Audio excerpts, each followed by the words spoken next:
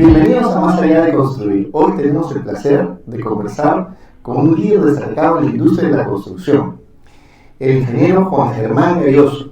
Él es director de Icónica, es una empresa que se dedica a trabajar proyectos de arquitectura y gestión de proyectos en general, pero también es director de otras empresas de construcción en el país. Y él tiene una larga trayectoria en la cual ha dirigido proyectos de construcción, ha dirigido empresas de construcción y ha formado parte del proceso de transformación en la industria desde aquel tiempo en el que llegó Virgilio Guío en nuestro país. Juan Germán, es un gusto para nosotros tenerte aquí el día de hoy. Bienvenido. ¿Cómo están?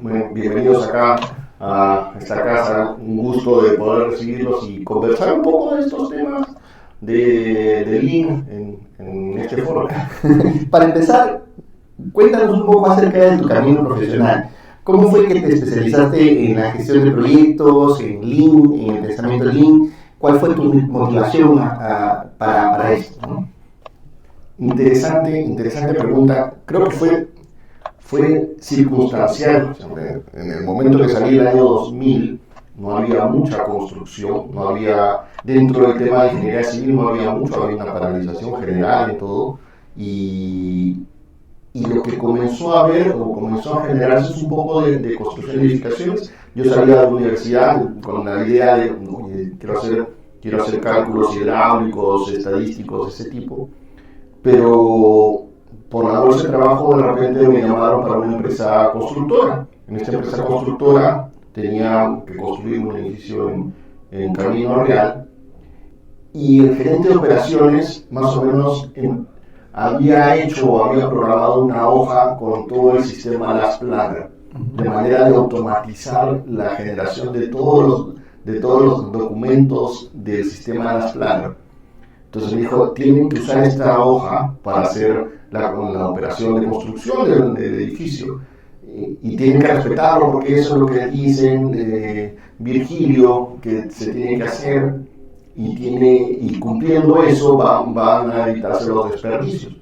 ¿Y qué cosa es esa hoja? La hoja definía un tren, si había que comenzar a partir las cosas, entonces partías las cosas para poder hacer el input en la hoja, hacía la planificación diaria, tomaban los tareos y luego mirabas los rendimientos, y con eso entendías que estabas haciendo Lean y estabas practicando, haciendo una buena práctica de construcción, porque estabas implementando estas herramientas dentro de la obra. Para bien o para mal, funcionaba.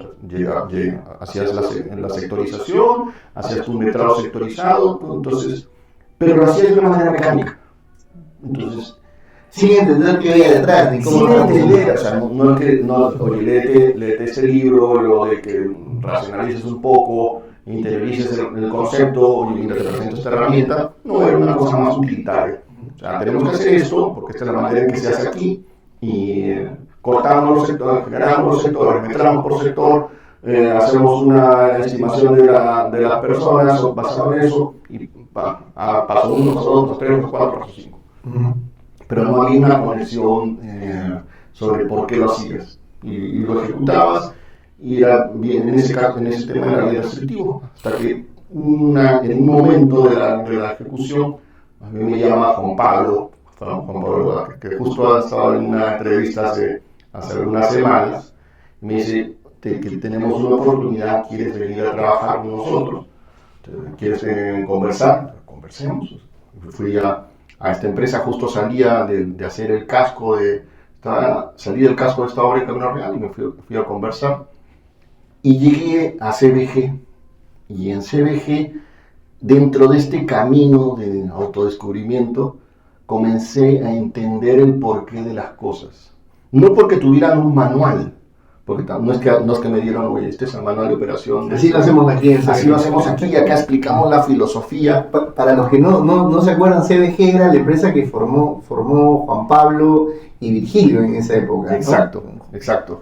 En ese momento ya había fallecido Virgilio. Virgilio, tuve la oportunidad de escucharlo en una sesión, un par de sesiones, en una sesión en la UPC, antes de que fallezca, pero estaba Juan Pablo, y estaba la organización que habían formado. Entonces, en ese momento, cuando llegué ahí, es que más o menos empecé a entender, obviamente que fue poco a poco, estos conceptos del sistema Las Planner. Entonces, ahí, oye, no es solo que tienes que llenar una hoja de Excel, hacer la sectorización, sino entender bien para qué estás haciendo la sectorización. Nos sentábamos en una sesión en la obra, en ese momento yo era el ingeniero de campo, que venía a hacer el Las Planner, y luego estaba el residente. Entonces, mis funciones era, yo tenía que tomar todo el tema de Las Planner en mis manos, y tenía que hacerlo. Entonces oye, hay que metrar todo esto, hay que entender que todo esté balanceado para que utilicemos el recurso, hacemos una lista, cuándo vamos a tomar, cuándo vamos a liquidar, cómo va a ser. Entonces comenzamos a preguntarnos bastantes cosas para eliminar estas restricciones y que todo fluya de manera continua en el proyecto. Era muy claro que teníamos que llegar al plazo, entonces teníamos que tratar de ser muy eficientes y eficaces para poder hacerlo. Y comencé a utilizar una herramienta ya con un propósito mayor. Y a su vez, cuando llegué al campo, tenía un maestro de obra que lo habían tomado de Graña en ese momento, que tenía bastante experiencia en lo que era el casco, en lo que era la estructura.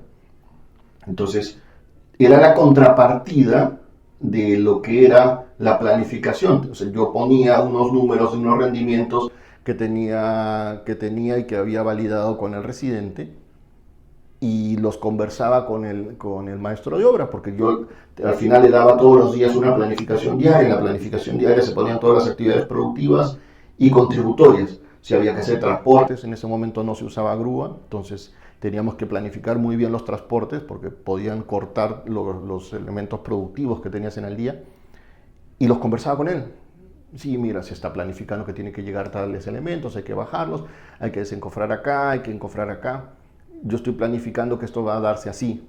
Y tenía una contrapartida de un maestro con experiencia que me hablaba por qué era posible o por qué no era posible, de manera que validaba. Entonces, un poco que comenzó a calzar este tema del respeto por las personas. No vino porque en el manual estaba, sino porque realmente comienzas a apreciar la experiencia de las personas. Y no solo era la experiencia del maestro, sino era la experiencia de los capataces o de los subcontratistas, el de instalaciones, y también era de la organización. Hay un tema que aprecio bastante, que había una cultura. Yo, al menos es lo que percibo de ese momento, es que había una cultura entre todos los ingenieros. Había una buena costumbre que todos teníamos un Nextel y conversábamos mucho. Y hacíamos conversaciones sobre los temas del proyecto, así como tú puedes conversar de lo que viste, comiste, hiciste. En este caso también conversabas sobre, oye, ¿qué rendimiento tuviste? ¿Cómo hiciste la cuadrilla? ¿Cómo solucionaste un problema? Te ayudaban a solucionar problemas. En algún momento a todos se nos ha escapado un pedido de concreto y hemos pedido más concreto que el que necesitábamos. Y en ese momento, o sea, te ayudaban a resolverlo. Sí, yo tengo para vaciar con esa misma resistencia, coordina para que venga para acá. Entonces me han salvado de esos temas de mal pedido, pero te ayudaban a entender un poco las cosas. También en algunos momentos me han pasado algunos correos de las conversaciones que en algún momento tuvieron Virgilio con las personas o con los residentes que tuvieron en ese momento, que más o menos plasmaban esas inquietudes, esos problemas, cómo lo resuelven, cuán importante es hablar de esos temas. Entonces era una organización bien abierta de transmitir las cosas, de lo que hicieron bien y cómo corrigieron los problemas que tuvieron. Entonces eso era genial para un proceso de aprendizaje. Ibas entendiendo que no solo era armar tu tren, sino era también tener un pensamiento más crítico de lo que estás haciendo y buscar una respuesta, buscar una mejora, no quedarte con el problema ahí esperando a que explote, porque a la larga lo que te enseñaron era que tú eres el responsable de todo esto. Entonces está en tus manos generar la información y buscar la solución, y eso llevarlo como un resultado de lo que estás haciendo. Yo creo que el Perú es uno de los que muy rápidamente ha podido adoptar el pensamiento Lean y somos un ejemplo a nivel de este lado del continente de cómo usamos las Planner System. En la entrevista con Juan Pablo, él hablaba un poco de que primero él tenía en la universidad, tenía un libro de productividad en la construcción. Virgilio escribió el libro de productividad en la construcción, que hoy todavía se utiliza pues, en muchas universidades para enseñar gestión de proyectos. Pero cuando tú haces profundidad en estas investigaciones o en estos libros, te hablan primero te hablan del desperdicio, ¿no? Dice, la construcción tiene desperdicios, por eso genera sobrecostos, genera atrasos, genera problemas de calidad, seguridad. Y esto se debe a que tu sistema de producción está mal diseñado. Tienes que tener un tren de trabajo, tienes que tener un tag planning, ¿no? Que nosotros le llamamos tren, pero en el mundo se le llamaba tag planning. Pero cuando ya tienes un tren de trabajo empiezas a darte cuenta que el problema está en las restricciones, y para eso el Last Planner pues, te ayuda a poder identificar restricciones, anticipar. Hoy parece una cosa muy evidente. Sí. Parece muy evidente, parece sencillo verlo, pero en esa época darte cuenta de todos estos conceptos, estos principios que están conectados, era todo un reto. En una época en la cual tenían que descubrir esta cultura que me dices de la empresa, fue la que promovía que los proyectos empiecen a desarrollar y a profundizar en cada uno de estos conceptos. ¿Qué fue para ti? O sea, ¿cómo recuerdas tú esa época hoy en día? ¿Qué significa en tu aprendizaje? ¿Cada cuánto tiempo reflexionas sobre lo que aprendiste ahí? Muy a menudo. Porque se repite. Se repite. O sea, lo que dices es ver las restricciones. O sea, parece evidente que tienes que hacer ese esfuerzo. Sobre todo es un esfuerzo mental. O sea, yo lo veo, siempre lo he visto así. Todo tema que sea abstracción de lo que estás viendo o percibiendo es un esfuerzo mental. En algunos casos es más complejo, en algunos casos no es tan complejo. Y eso cuesta, y a veces cuesta bastante. Cerrar los ojos y tratar de ver el futuro y que puede evitar que el futuro se dé. Entonces, es una pregunta recurrente siempre, porque los errores se dan porque no hubo ese proceso. Entonces, o sea, en ese caso, como que en este aprendizaje personal, esos momentos de abstracción eran bien recibidos. O sea, uno se sentía que debía tomarse el tiempo en hacerlo. Obviamente no quiere decir que en tu hora de trabajo tienes que pensar. No, o sea, había como que un concepto de que eso era parte de tu esencia. O sea, en algunas conversaciones ya al final del día, en algún bar, igual te sentabas oye, ¿cómo puedo hacer esto? ¿Cómo puedo quitar esta restricción? Era transversal a tu vida. A tu día a día. O sea, no sé si es por un tema coyuntural, todos éramos jóvenes, todos teníamos un contexto similar, entonces llevabas estas conversaciones a todos los lados. Entonces te ayudaba a interiorizar esta tarea que es complicada, es abstraerte y pensar en el futuro y lo que puede evitar que se haga. Entonces, con eso resolvíamos. Y eso lo veo todavía. Ese tema de la abstracción es importante y es complejo. O sea, no es fácil pensar en tantas variables. Por eso es donde cae por su peso el respeto a las personas y que la planificación sea colaborativa. Porque cuando te das cuenta de que cerrar los ojos y pensar en el futuro tratando de sacar todas las restricciones es un acto tan complejo que no puede ser único, no puedes hacer solo, claro. Entonces ahí entiendes de que tiene que ser con el equipo. Y no es con el equipo, no es que el residente con el ingeniero de campo. No, es con el equipo, con el que va a encofrar, con el que va a vaciar el concreto, con el que está instalando la prelosa. Es traerlos y decir, ¿cómo logro que esto se dé? ¿Qué necesito para que se dé? No es ciencia aeroespacial, es hacer preguntas y esperar a que hayan respuestas del grupo sobre cómo resolverlo. Y dar resultados, porque también lo he puesto en la práctica. Y cuando haces esas preguntas y llamas a la mesa a las personas son abiertas. O sea, no he encontrado en este camino nunca personas que se cierren a dar su opinión. O sea, no sé si he tenido la suerte de siempre encontrarme con las personas o siempre se han dado los espacios cómodos y abiertos y sinceros para que opinen. y grandes ideas, grandes soluciones que han ayudado a terminar los proyectos en tiempo que antes estaban perdiendo en plazo. Pero eso es una suerte, ¿ya? Porque a mí, yo tenía una experiencia muy, muy diferente. Yo tenía una experiencia en la que empecé a trabajar y uno de mis primeros jefes decía, o sea, tú no tienes que preguntar porque tú tienes que saber, tú eres ingeniero, tienes que saber, tú no tienes que preguntarle a nadie, ¿no? Era terrible, porque era sinónimo de ignorante si preguntabas, ¿no? Entonces luego pasé a otra empresa en la cual el ánimo de preguntar, de compartir, era muy diferente, entonces era una cultura muy distinta y yo hice totalmente, para mí fue un quiebre mental porque ahí me di cuenta, oye, tienes razón, o sea, no puedo hacer, esto no puede ser que yo tenga que saberlo todo, o sea, era muy difícil, pero muchos ingenieros hoy en día viven esa realidad, ¿no? En el cual, oye, no preguntas porque no sabes, ¿sí? Eso significa que no sabes. O dile sí a todo, ¿no? Porque, claro. Porque ¿cómo le vas a decir que no sabes? ¿No? Claro. Claro. Y en algún momento esa conversación salió, o sea, por lo tanto, ¿qué necesita alguien? O sea, si tienes que abstraerte a lo más básico, humano, de lo que deberías hacer, cuando estaba ya en otra empresa, tratando de generar un poco, oye, ¿cuáles son las cualidades que deberías desarrollar? Pero ¿qué cosa debo tener en la pregunta? Oye, a ver, una abstracción sobre eso, y lo que salieron es, como definición salió, era ser vulnerables. O sea, un poco la definición es la vulnerabilidad, en el sentido de que te pongas en una situación vulnerable. Cuando tú aceptas de que no sabes todo, estás siendo vulnerable.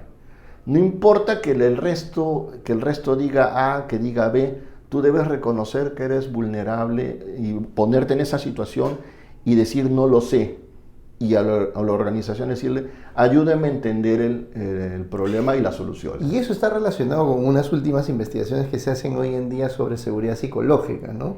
O sea, la gente no se va a abrir, no se va a poner en situación de vulnerabilidad en un entorno en el cual no se siente psicológicamente seguro. Si él se siente inseguro y siente que su vida, su trabajo, su futuro está en riesgo por decir que no sabe, obviamente no lo va a decir. Pero si se siente esa seguridad psicológica, obviamente va a poder abrirse y van a poder encontrar los problemas. Si avanzamos un poco más en el tiempo, Juan Germán, 2011 fue un hito importante para nosotros, para la industria. Se funda el LSI Perú. Sí. Y tú fuiste parte de este proceso de impulsar la fundación. ¿Cuáles fueron los retos que tuvieron para alinear las empresas fundadoras, para poder alinear un poco más y de tomar la decisión de decir vamos a hacer esto y vamos a asegurarnos de que el Perú aparezca en el mapa de Lean? Claro, fue interesante. Nació de una llamada, reunámonos un día en un lugar ahí en San Isidro para ver este tema. Entonces fuimos, en ese momento estaba en una constructora, fuimos junto con Álvaro Valdivia, había llamado Jorge Luis Izquierdo, y un poco era compartamos, o sea, generemos un espacio que refuerce los principios Lean y compartamos un poco experiencias. Así nació. Me acuerdo que pasamos varios desayunos conversando, primero estableciendo esta base de intercambio de cómo hacemos las cosas.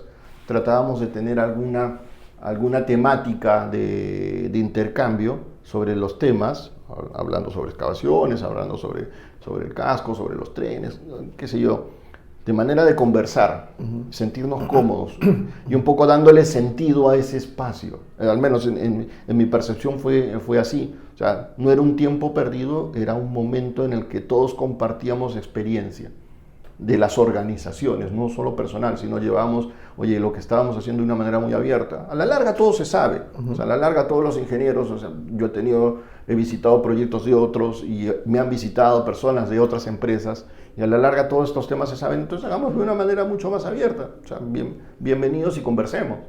Y así lo tomamos, y poco a poco fue entendiéndose qué es lo que debería ser el capítulo. Al principio era un tema de conversación entre entre pares, luego ya fue migrando a primero formalizar el capítulo, porque antes simplemente era la necesidad de tener un entorno, una mesa de conversación.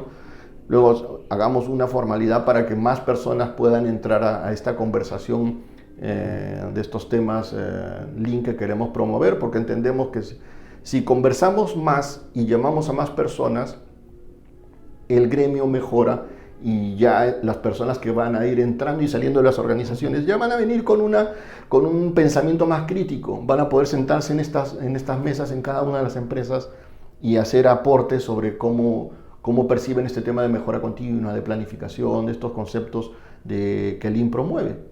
Entonces, un poco fue eso. Luego ya nació una estructura mucho más potente de capítulo, con cursos, con charlas, con Lean Beer, con Lean Coffee, pero que a la larga, si te abstraes, es generar eso. Espacios de conversación, espacios donde compartamos. Como hablábamos, es generar la fogata en el cual sentarte a hablar de una manera cómoda, transparente y sincera de lo que es la gestión de un proyecto. Y obviamente esta comunidad que se empieza a generar, de grupos de personas que empiezan a compartir un interés en común y que al mismo tiempo problemas comunes, desafíos comunes, y que se juntan alrededor de alguna mesa, alguna fogata que estábamos hablando, hoy en día trasciende, y creo que el LSI Perú ha crecido a un tamaño en el cual tenemos que empezar a juntar cada vez más fogatas, no solamente que sea una, sino hay cada vez más fogatas.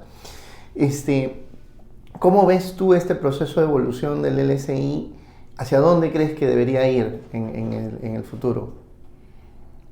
Yo creo que se está dando un quiebre, o sea, producto de todos estos problemas, crisis que hemos tenido.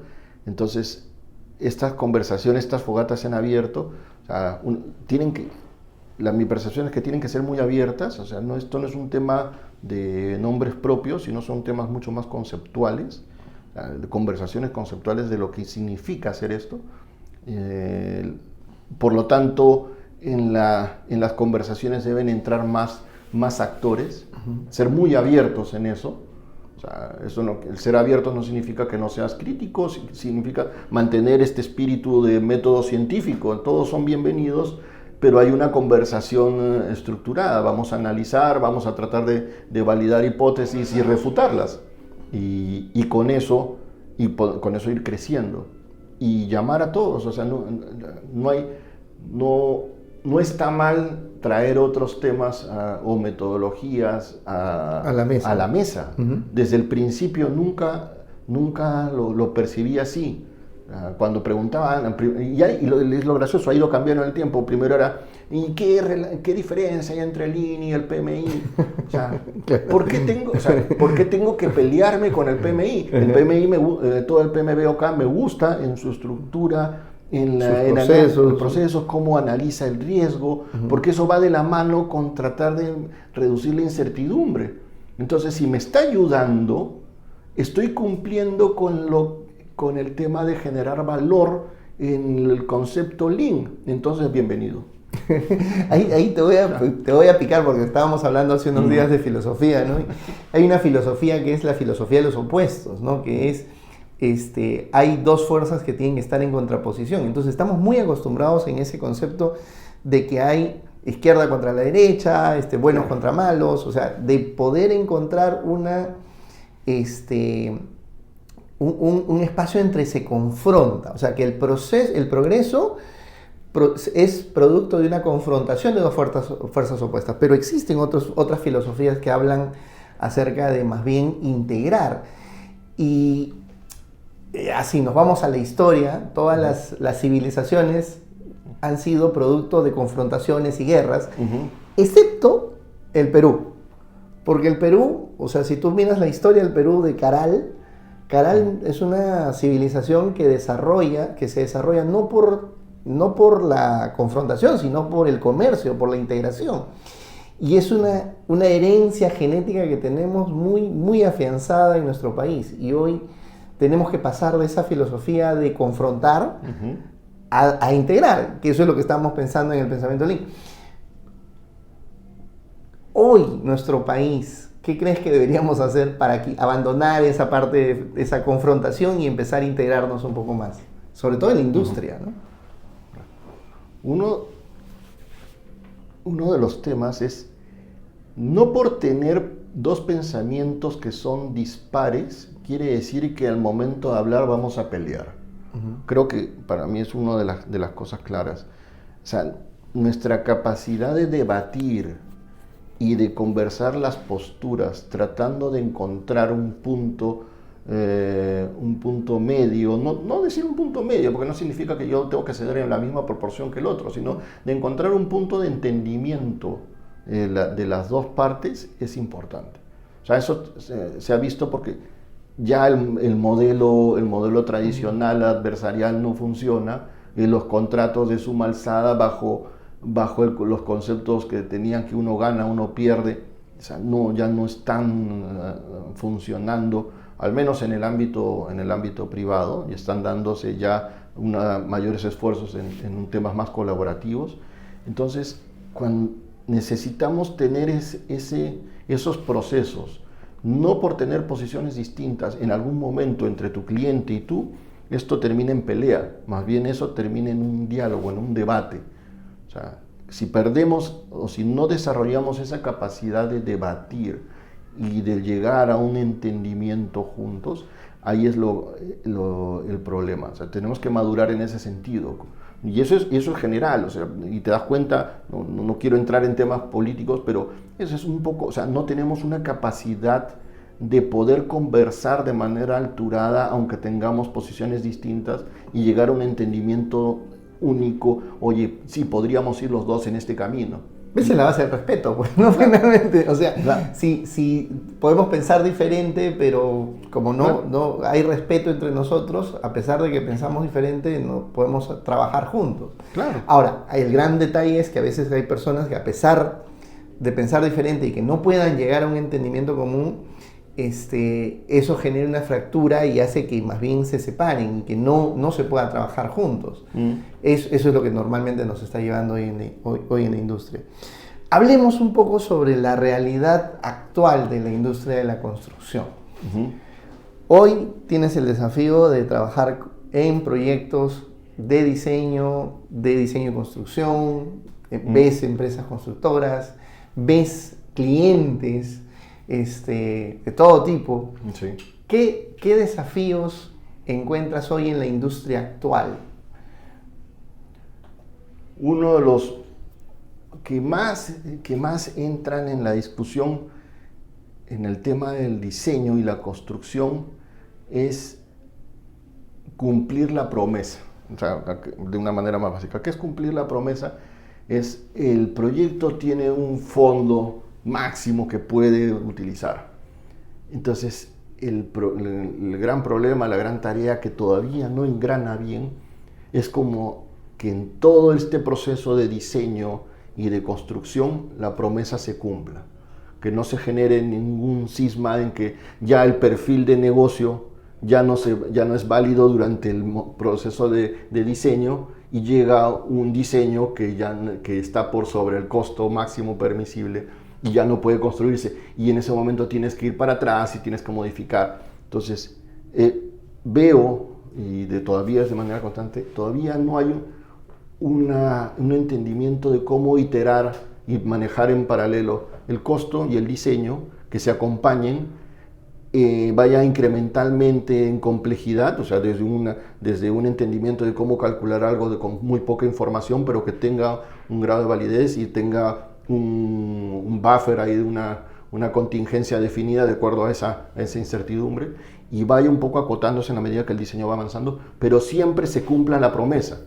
Entonces, en estos procesos de diseño, de gestión de diseño y posterior construcción, es cumplir la promesa y que siempre se dé y se cumpla este costo que tiene máximo el proyecto y no se generen hipos en ninguna de las partes de la ejecución que lo invaliden. y que desgastan la relación, porque eso genera que luego al inversionista tienes que solicitarle incremento de aporte o algún otro tema para poder solventar la finalización del proyecto. No quiero entrar en controversia con el resto de las industrias, pero, o sea, yo entiendo el resto. Normalmente las industrias en general sufren variaciones a lo largo del tiempo, ¿no? O sea, hay un contexto político, hay un contexto logístico, administrativo, etcétera, etcétera, que influye en una industria y que eso hace que sus condiciones cambien. El problema de la construcción es que la construcción es el trabajo previo para todas las industrias. O sea, si una industria quiere crecer, necesita construir. Entonces, está afectada a la variación, a la variabilidad que existe en todas las industrias. Entonces, el gran reto para un proyecto de construcción es cómo chuntarle, ¿no? Cómo darle en el clavo a entregar valor a un costo definido cuando el contexto cambia tanto, de una manera tan rápida y tan grande. Entonces, nuestra industria de la construcción termina absorbiendo la complejidad de todas las industrias en ese proceso. Entonces, es una receta para el caos. Estamos condenados a vivir en esa lucha constante de decir, no, pues la variación de la construcción, la variabilidad de la construcción es tan grande que no podemos hacer nada. Tenemos que estar cómodos con el caos. O sea, es otro de los términos. O sea, literal, tienes que estar cómodo con el caos, con el cambio. Se va a dar, las necesidades van cambiando, se tienen que ir ajustando. Tienes que ser lo suficientemente flexible. Tienes que buscar, por lo tanto, los momentos o los puntos máximos en los cuales se deben tomar decisión. Pero tienes que dejar esa apertura. ¿Y por qué? Porque las necesidades, primero que no se entienden todas desde el inicio, pero entonces tienes que saber hacer las preguntas claras para poder definir cuáles son las necesidades y sobre eso ir iterando y generando los puntos de corte para poder ir avanzando. Es también una necesidad poder entablar estos procesos de diseño con múltiples alternativas que vayan caminando en paralelo. O sea, ahora la tecnología va a ayudar a que eso se dé, de que se puedan generar varias alternativas a la vez. Es una herencia que tratamos siempre de acotar a una sola alternativa y eso a veces nos lleva a que no se cumple esta promesa del costo porque nos quedamos desde el inicio con una sola alternativa, cuando pudimos evaluar múltiples caminos e ir ajustándonos de acuerdo a lo que vayamos definiendo de las necesidades e ir acotando. Entonces es complicado si eran como alternativas de diseño simultáneas que luego van a ir acotándose en el tiempo, pero te dan ese rango, esa amplitud para poder tomar mejores decisiones en favor del proyecto. Entonces eso también es una cosa que tiene que ir encajando en el modelo de gestión de los proyectos. O sea, es un cambio de paradigma totalmente, porque yo me acuerdo muchas conversaciones que he tenido con clientes y con empresas que te dicen, no, vamos a contratar esto, pero sin cambios. O sea, no tiene que haber cambios, ¿no? Que se quede están. Yo creo que el problema no es que hayan cambios, sino que los cambios se dan y generan un impacto, que es un impacto en corto plazo, ¿no? En diversos sitios, y no se identifique el cambio en el momento adecuado y oportuno para evitar ese tipo de impactos. Entonces, nos hemos acostumbrado a decir, no tiene que haber cambios. Pero estamos en una industria que cambia todo el tiempo y necesitamos más bien gestionar ese cambio de manera correcta, anticipada. Ahora, las planners nos ayudan a anticipar, pero ya hay un límite en lo que puede hacer las planners, que es la capacidad de predictibilidad que tenemos. Y ahí es donde Target Value Delivery ayuda pensando, no, tenemos que diseñar para que sea construible, diseñar para que sea a este costo. ¿Qué tanto la industria hoy en día entiende ese concepto de la diferencia que hay? Porque mucha gente asocia Lean a trenes de trabajo, las planners, pero todavía el Target Value Delivery no es algo que la gente entienda, ¿no? BDC está ayudando mucho a entender ese concepto, pero creo que Target Value Delivery todavía no se está dando el espacio correcto. Sí, o sea, está ayudando BDC, o sea, con toda esta metodología de gestión con indicadores, pero claro, en Target Value Delivery tienes que irte un poco más atrás. O sea, nuevamente, es ese concepto de cuáles son las necesidades. O sea, todo esto se basa en que para generar valor debería satisfacer esas necesidades. Pero ¿cuáles son las necesidades? O sea, hacer las preguntas, o sea, y generar los espacios de definición de esas necesidades. Y luego las repreguntas o los procesos mismos de validación. ¿Está bien lo que estamos haciendo? De manera de que el proyecto cumpla esto. O sea, y te ayuda a establecer lo que es bien las condiciones de satisfacción. Claro. O sea, si no tenemos eso, ¿qué estamos diseñando? Entonces, por eso, si yo entiendo las necesidades, tal vez no tenga la solución ahora. Por eso necesito trabajar varias alternativas que todas ellas puedan satisfacerla, pero en este momento no puedo cerrarme con ninguna porque tal vez alguna sea mejor cuando venga otra fase del proyecto a comenzar a definirse. Entonces tengo que comenzar a trabajar en estos mundos alternativos y de esa manera puedo generar el valor que necesita el proyecto. Entonces realmente es ponerte en los zapatos del cliente. O sea, tú no le puedes decir al centro comercial, tú no vas a hacer cambios.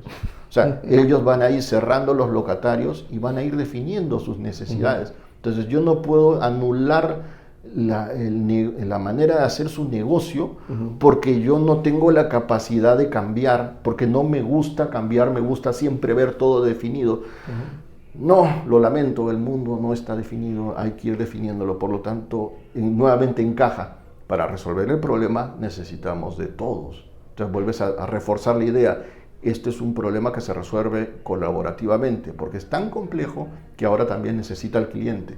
Necesita el cliente para poder definir realmente lo que necesita, en qué momento lo necesita, en qué momento me podría cambiar eso y poder tomarlo en la mesa del proceso de diseño y construcción. Claro. El enemigo número uno de la construcción termina siendo la variación, decía, ¿no? Mucha variación va a generar malos resultados, ¿no? Vamos a tener resultados inconsecuentes. Para eso necesitamos un sistema de producción acotado, ordenado, un tren de trabajo que nos ayude, y para eso necesitamos restricciones. Pero, como decía, ya las restricciones a veces no son suficientes porque todavía no tenemos el diseño definido, son las definiciones del diseño. Y ahí es donde tenemos que empezar a buscar que el cuello de botella se encuentra en estas definiciones, en estas decisiones que se tienen que dar al inicio del proyecto, desde la conceptualización, el diseño, la licitación, hacia adelante. Sector público. Todo proyecto, en general, se relaciona con el sector público a través de los permisos. No estoy hablando de proyectos públicos, hablemos de cualquier proyecto en general, va a estar condicionado por la reglamentación, por la licencia de construcción, las obras, ¿no? Las municipalidades. En este proceso, ¿cómo debemos integrarnos con el sector público para hacer que cualquier proyecto fluya de manera adecuada? Me ha parecido a mí una buena aproximación el cambio del tema de los revisores urbanos, porque te permite ir permeando la idea o los conceptos que va a tener el proyecto, en el sentido de que puedes tener esta conversación de esto es lo que estoy planteando, estoy tomando de base, entonces tienes una apertura a un debate y vas midiendo en ese sentido si lo que estás proponiendo tiene un asidero. Entonces te ayuda a de una manera temprana ir argumentando. Anticiparte con todos los argumentos normativos que esto está bien. Es un proceso también, pasa a ser un proceso más colaborativo. Esto no es que yo termino de diseñar para validar con la comisión municipal, sino esto es, yo comienzo a dialogar y puedo tener espacios de diálogo, puedo llamar a una conversación al revisor para poder hacer esta conversación. Entonces eso me parece muy valioso para integrarlos dentro de este proceso. Cuando hemos hecho nosotros diseño de colegios, hay muchas cosas que pareciera que incumplen las normas, pero no le incumplen porque tienen que ver con tema metodológico del planteamiento de enseñanza del colegio. Entonces, cuando tú lo hablas y lo conversas, es que la metodología del colegio es de esta manera y por lo tanto el mundo no es blanco y negro, sino está validado porque la metodología implica que las bibliotecas del colegio están en cada aula. Por lo tanto, no coloco una biblioteca general en el colegio. No estás incumpliendo la norma. Más bien, sí la cumples de otra manera. Exacto. Porque, o sea, es más de performance. Estás logrando el objetivo de esa otra manera. Estás siendo mucho más abierto. Entonces, es bueno tener un espacio donde puedas conversar eso para que vayan entendiendo que ese es el planteamiento normativo o el enfoque que tiene. Claro, si no tienes ese espacio de conversación, lo primero que va a pasar es te mandan una carta diciendo tu diseño está desaprobado porque no tienes la biblioteca. Claro. Pero no entendió el concepto que este colegio usa bibliotecas en cada aula. Claro. Muy bien. Pero ese es un nivel, o sea, los revisores urbanos llegan a un punto en el cual el límite es la interpretación de la norma. O sea, si logro interpretarla porque el espíritu de la norma me dice que esto es lo que se debe cumplir, entonces, y logramos ese entendimiento con el revisor urbano y con la municipalidad, entonces logras avanzar en el diseño. Pero ¿qué pasa cuando la norma está hecha con un contexto que no existe? Por ejemplo, la prefabricación no está normada hoy en día, ¿no? Entonces, hay muchas barreras para cambiar diseños y procesos productivos porque no hay todavía una conversación sincera qué es lo que hay que cambiar o qué hay que complementar en la normativa para asegurarnos una evolución tecnológica que en otros países ya se dieron, ¿no? O sea, hoy el Perú todavía sentimos que estamos un poco atrasados en esa parte. ¿Cómo ayudamos a influenciar en esa parte de evolución normativa también? Claro, ahí hay un reto. O sea, y también hay un planteamiento sobre eso. O sea, necesitamos que todos estos cambios, claro, la norma trata de reforzar y generar una seguridad hacia el usuario final, por lo tanto es necesario validar de que todos estos elementos son adecuados. En un tema de prefabricación que tenga que ver con la estructura, o sea, somos un país sísmico y lo que se busca es que realmente estas estructuras cumplan con el reglamento sísmico. Pero ¿eso qué quiere decir? ¿Que nunca podríamos usarlo? No. O sea, la norma debería ir adaptándose a los nuevos tiempos. ¿Cómo nos adaptamos a los nuevos tiempos? Tenemos que generar que esto se absorba por la normativa. ¿Y cómo logramos que esto se absorba? Necesitamos R&D, necesitamos investigación, necesitamos think tanks que vayan un paso más adelante, llevando esto, analizándolo y haciendo propuestas para que se puedan incorporar en la norma. O sea, si nosotros entendemos de que tenemos que estar en la avanzada de todo esto, necesitamos generar el resto de las organizaciones que se requieren en una sociedad para que toda la reglamentación avance en ese camino. Entonces, y no solo va por el tema de la prefabricación, tiene que ver también en el tema de los temas arquitectónicos por cómo arreglamos la ciudad que tenemos. Ya la malogramos, ahora tenemos que arreglarla. Entonces necesitamos los espacios de conversación y necesitamos empresas que generen la investigación y que hagan las propuestas de actualización normativa para luego entrar en ese tema. De esa manera vamos mejorando todo. Todo tiene un camino, todo tiene una secuencia. Y hay que llenar los espacios que no hicimos. No, es que es muy caro hacer la investigación. Bajo el concepto de que todo esto es colaborativo, mi beneficio es también el beneficio del otro, y si el otro logra un beneficio, también sería el mío. Entonces, debemos generar empresas y entornos de desarrollo que generen un beneficio al gremio, de manera que todos estos planteamientos vayan de avanzada. ¿Hay algún otro tema? Se tiene que tomar, discutir, ver cómo la norma lo permite, en qué lo restringe y hacer planteamientos de mejora normativa. No quiere decir que vamos a derogar toda la norma, sino estamos planteando de una manera muy objetiva. O sea, nuevamente todo esto obedece a un método científico. Hay que investigar, analizar y concluir de manera racional que esto es bueno y cumple con todos estos lineamientos normativos sísmicos o lo que fuese, y plantearlos.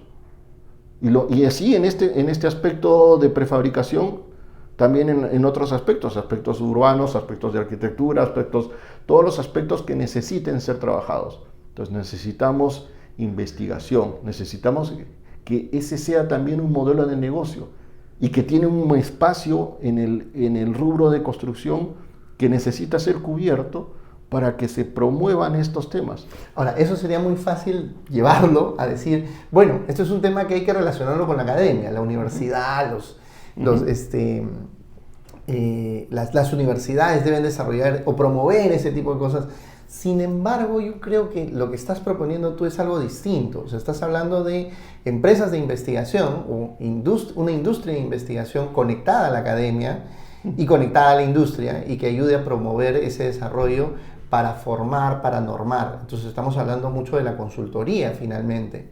Sí, o sea, sí, no, o sea, estoy abierto a los dos caminos, o sea, como has dado en el clavo también, o sea, la academia también debería tener ese rol. No necesariamente tenía ese rol, o sea, tenía un rol más de transmitir educación y que salgan con una educación estandarizada de cada una de Claro, las, ese es de las el competencias. modelo de la educación de la Segunda Guerra Mundial, ¿no? O sea, industrialización de la educación. Claro, o sea, la educación universitaria era así, salías con un pregrado, no. No, hay una oportunidad, las universidades son también un foco de cambio, de pensamiento crítico. Es más, es uno de los momentos en que mejor se da, o sea, porque todavía estás en una formación y tienes la capacidad y tienes el derecho de levantar la mano y decir, ¿por qué? Hagámoslo distinto. Claro, pero esa es la filosofía de la educación universitaria Primera y Segunda Guerra Mundial. O sea, antes era el universo de pensamientos, en la escuela de debate, las universidades estaban preparadas de otra manera, se formaban a los profesionales de otra manera. Después, posguerra, pues es industrializada, ¿no? Claro. Producción en masa de ingenieros, producción en masa Claro, de estudiantes. lo tenemos ahora, hay un montón de promociones. Entonces hay que encontrarle, o sea, nuevamente, o sea, esta torta debe crecer. O sea, en todos sentidos, si el tema colaborativo es que todo va a generar una torta más grande, ahí está una receta de tener una torta más grande. O sea, no todos los ingenieros tienen que hacerla en construcción. Entonces también hay un tema de investigación. Las universidades tienen un rol importante ahí, sí, el privado también. ¿Cuál será la diferencia? Puede ser el sentido de urgencia, el sentido de urgencia de un consultor o una organización privada de consultoría puede regirse más por la urgencia, puede trabajar temas mucho más profundos y más rápido. En cambio, una universidad en su contexto va a tratar de hacer una investigación más amplia. Entonces, oye, la amplitud de las investigaciones podrían ser un poco el camino de una u otra, pero es encontrarle espacios para eso. O sea, yo creo que hay de diferentes tipos de investigaciones y van a haber diferentes tipos de organizaciones para eso. Nos hemos quedado con muchos temas todavía en el tintero, pero podemos seguir conversando en el futuro. Para mí ha sido un verdadero privilegio que podamos conversar. Realmente agradecemos que hayas compartido tu experiencia, tu visión de cómo trabajar esto en la industria. ¿Tienes algún mensaje que te gustaría dejar para la audiencia, para los jóvenes ingenieros o para la industria en general? Creo que sí, algo muy, muy, muy simple. O sea, creo que, y se repite un poco también en un montón de los videos. Es un poco, para mí tiene que ver mucho con la curiosidad. O sea, ser curiosos en hacer las preguntas, en investigar, en encontrar los métodos, encontrar nuevos caminos y tomar esos recursos, leerlos, conversar mucho con otros, con los pares. O sea, es un privilegio poder conversar contigo cada vez que hay tiempo, porque ayudas a generar una crítica sobre lo que puedo estar pensando y los conceptos que puedo estar validando, o también ayudarme a ver otras realidades o tomar otras en el entendimiento de un concepto. Entonces también es eso, o sea, la curiosidad y también la apertura al diálogo con otros. O sea, de esa manera muchas de estas cosas van a ser procesos de autodescubrimiento, porque tengo la necesidad de aprender algo nuevo, validarlo con otros y voy a descubrir que, oye, esto me puede servir en el camino lean que estoy llevando, que es esto, que es mejora continua, es reconocimiento a las personas y generar valor al cliente, al proyecto. Juan Germán, muchísimas gracias. Gracias por tu tiempo, gracias por prestarnos tu espacio también. Y esta ha sido una conversación muy inspiradora a todos nosotros, a todos ustedes que están allí en nuestra audiencia.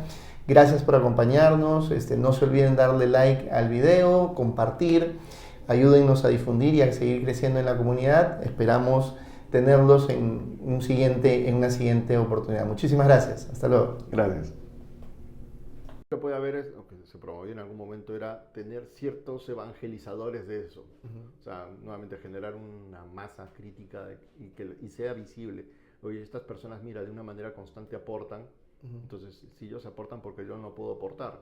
Entonces es un poco buscar en la organización aquellos que tengan esa predisposición a contar la historia y que ayuden a contarla y transmitan, oye, mira, se ha actualizado esto, se ha actualizado aquello, y tú también puedes hacerlo. Entonces, de manera de crear un proceso en el que la gente reconoce, oye, sí, está bueno dejar esto porque luego yo puedo tomar esto otro. O sea, a mí me gustaba porque no solo tenía ya los rendimientos, por ejemplo, en ese momento, cuando yo era ingeniero de campo, tener los rendimientos con los cuales puedo hacer el diseño de mis cuadrillas. Entonces, ahí podía tener toda esa información, pero me gustaría que siempre tenga actualización con lo nuevo. Constante, con los nuevos. Claro, con lo nuevo, con las cosas nuevas que han logrado, porque todo esto, esta mejora tenía cada vez, los números se ajustaban y se ajustaban más. Entonces, o sea, le reconozco eso y los tomaba ahí. Ya no lo tenía que tomar en mi hoja, que solo tenía 1 o 2 proyectos, lo podía tomar ahí y tenían 10 proyectos de cada tipo. Entonces, ¿y cuál es el último? El último ha sido esto. Entonces toma. Entonces puedo dejar, entonces reconozco la utilidad y sobre la utilidad que reconozco voy aportando. Y no tiene que ser un aporte, o sea, nuevamente, o sea, es también, o sea, no tiene que ser un aporte que parezca que vas a ganar el Nobel de Literatura, o sea, simplemente es un buen aporte. Escribo el caso, construyo el caso y lo presento, ¿no? Claro. Tiene que haber una estructura, nuevamente, o sea, eso partíamos, o sea, las lecciones aprendidas tienen que tener cierta estructura para contar la historia, pero la estructura no es compleja, es simplemente un método científico, hay que describir el contexto, hay que planteamiento del problema y hay que emitir una solución y unas conclusiones, y de eso se trata, tampoco no es muy complicado, pero sí estructura para que alguien lo tome, lo lea y lo entienda. Uno de los aprendizajes interesantes fue la industria médica, ¿no? La industria médica evoluciona en su proceso de gestión del conocimiento a través de la práctica, ¿no? Los médicos residentes que trabajan en los hospitales, los hospitales hacen investigación, entrenan, capacitan a la gente. Yo en algún momento visualizaba que la industria de la construcción debería empezar a copiar ese modelo, ¿no? Cada proyecto se convierte en un proyecto, en un espacio de aprendizaje y de investigación, que documenta y que, conectado a través de una gran red, permita que esto evolucione constantemente. Sin embargo, creo que el ecosistema que hay a nivel de una empresa, las empresas que no tienen muchos proyectos no logran despegar ese tipo de situaciones. Las empresas muy grandes que tienen ese tipo de capacidad enfrentan el desafío de que rota mucha gente, ¿no? Entonces no se genera pues un sistema organizado para eso. ¿Tú crees que a nivel de industria como LSI nosotros podríamos promover ese tipo de situaciones? ¿Debemos esperar que una empresa grande lo promueva? Más bien, ¿o deberíamos escuchar que el Estado haga algo como eso? Creo que eso ya entra en el campo de la ironía, ¿no? Sí, yo creo que cada organización debe tener esa capacidad. Sí, o sea, me parece genial la idea. Y normalmente, claro, el apuro de reubicación de los equipos evita ese proceso, pero es genial.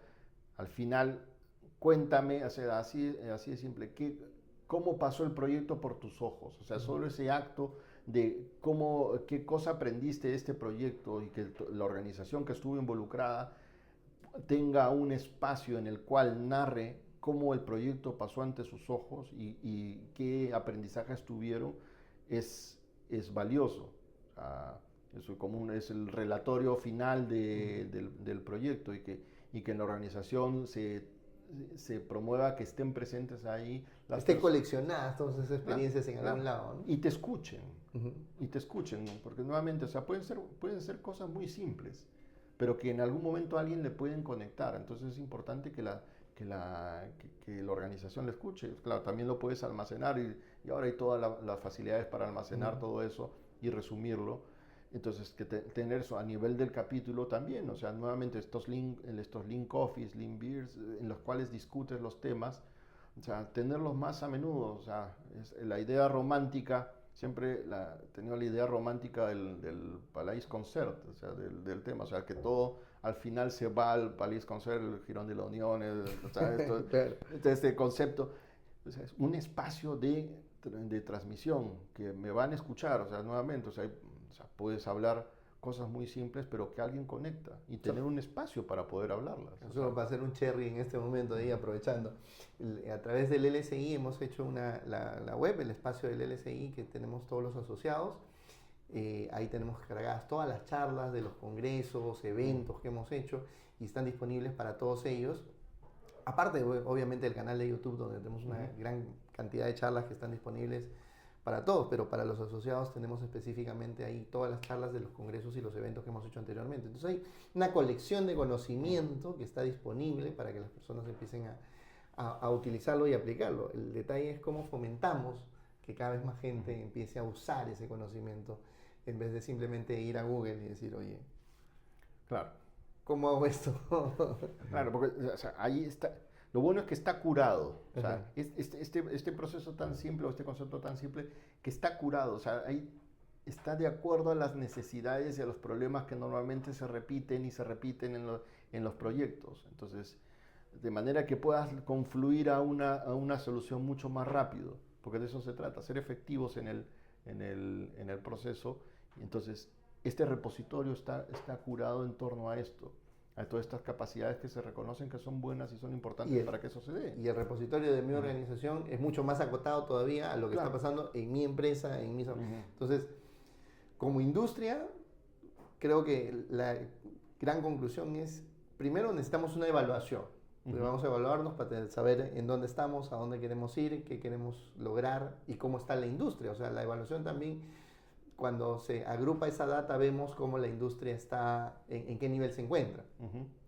Pero al mismo tiempo necesitamos una biblioteca, un espacio donde se colecciona, se organiza, se cataloga, se estructura el conocimiento para que pueda ser disponible para todos. A nivel del LSI estamos promoviendo eso, pero a nivel de cada una de las empresas también necesitan ese propio espacio y ayudarlos a que desarrollen eso acotado a su propia realidad, a su propio nivel. Juan Germán, de verdad, muchísimas gracias por tu tiempo, gracias por cedernos tu espacio una vez más. Conversar contigo siempre es enriquecedor y podemos encontrar cada vez más cosas que nos ayuden a mejorar los proyectos. ¿Hay algún mensaje final que quieras dejarle para la audiencia acerca de esta conversación que hemos tenido el día de hoy? Algo simple, ¿sí? Que hagan algo, se planteen eso y vayan caminando en ese sentido. O sea, son cosas muy simples. O sea, den espacios para la conversación, den momentos, porque no solo es el espacio físico, sino el temporal, de que la gente se reúna a conversar de manera cruzada. Oye, el aprendizaje en campo, escuchar de una manera muy activa, y de esa manera van generando ese conocimiento. Si lo que se quiere es generar una cultura de aprendizaje, no necesitas hacer un manual, necesitas escuchar, y para escuchar necesitas que las personas tengan un espacio y un momento para hacerlo, y es muy probable que en ese momento descubran que la organización se abre a ese diálogo, porque todos están ávidos de aprender y poder poner en práctica eso en las organizaciones. Muchísimas gracias, Juan Germán, de verdad ha sido un gusto. Y efectivamente, a toda nuestra audiencia, síganos en nuestras redes sociales, compartan este video, vean los otros capítulos de Más Allá de Construir. Acá les vamos a dejar el link donde tenemos el assessment que recomendamos a toda la industria que todos ustedes puedan utilizar. Y también en la página web del LSI ustedes pueden agregarse para poder conocer los eventos que tenemos, las charlas anteriores, todo el contenido que hemos desarrollado. Hay una gran cantidad de contenido que está disponible para toda la industria, pero también hay contenido exclusivo para todos nuestros asociados. Gracias nuevamente, encantados, nos vemos en la próxima edición de Más Allá de Construir. Nos vemos, gracias.